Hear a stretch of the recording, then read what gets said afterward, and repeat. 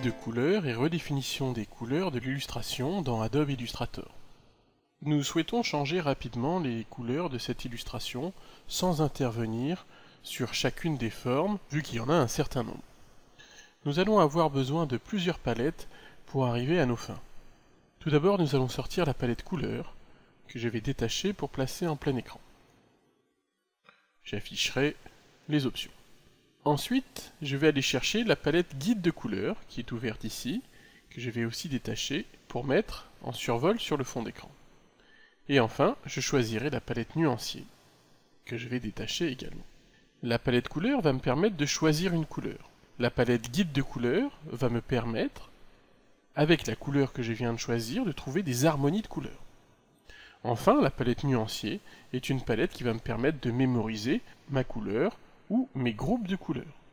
Vous voyez ici des couleurs mémorisées, et les groupes de couleurs commencent par ces petits dossiers. Mais tout d'abord, nous allons fabriquer un groupe de couleurs à l'aide de l'illustration ci-dessous. Je vais la sélectionner entièrement, la voici, et je vais demander la création d'un groupe de couleurs. Pour cela, je vais utiliser la palette nuancier, et je clique sur le dossier de groupe de couleurs. On me propose de faire un groupe de couleurs avec l'illustration sélectionnée. Validons avec OK. Vous pouvez voir le groupe de couleurs arriver. Ce groupe de couleurs représente toutes les couleurs qui sont utilisées dans mon illustration. Essayons maintenant de créer des groupes de couleurs à l'aide d'une couleur qui serait imposée par un client. Imaginons que mon client souhaite avoir comme couleur de départ un rose. J'ai choisi ici un rose qui va être la couleur dominante. Je pourrais bien sûr choisir manuellement des couleurs dans le ton de ce rose qui s'accordent parfaitement avec la couleur de mon client.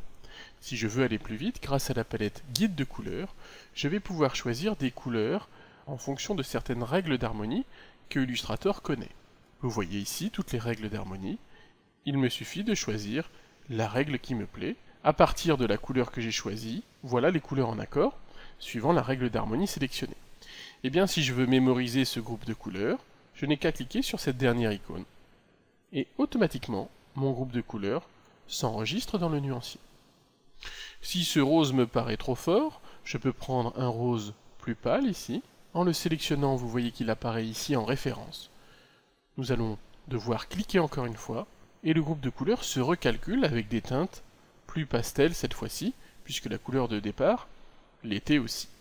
En résumé, nous pouvons dire que si nous choisissons une couleur parmi la palette couleurs, et que nous choisissons ensuite une règle d'harmonie, et que nous mémorisons cette règle d'harmonie, on crée un groupe de couleurs. Ces groupes de couleurs en place, il va être maintenant facile de redéfinir les couleurs de l'illustration. Sélectionnons l'illustration. Vous pouvez remarquer que vous avez une petite roulette de redéfinition des couleurs, qui se trouve ici dans la barre en dessous de la barre des menus, ou alors vous avez la même icône, ici sur la palette des guides de couleurs. Cela va faire ressortir la même fenêtre. Cette fenêtre arrive à l'écran, et vous voyez qu'elle s'appelle « Redéfinir les couleurs de l'illustration ». Notre groupe de couleurs initial est celui-ci. Si nous enclenchons d'autres groupes de couleurs, notre illustration se redéfinit instantanément. Vous pouvez le voir ici. Si je masque un petit peu ma palette, on redéfinit les couleurs de notre illustration. C'est finalement ce choix qui retient mon attention. Je n'ai plus qu'à valider avec OK. Si notre client veut essayer un autre groupe de couleurs, cela est très simple. Il suffit de sélectionner notre illustration, de revenir sur l'icône de redéfinition des couleurs, et de changer tout simplement le groupe de couleurs. On validera avec OK, et on a maintenant une nouvelle redéfinition de notre illustration avec un nouveau groupe de couleurs.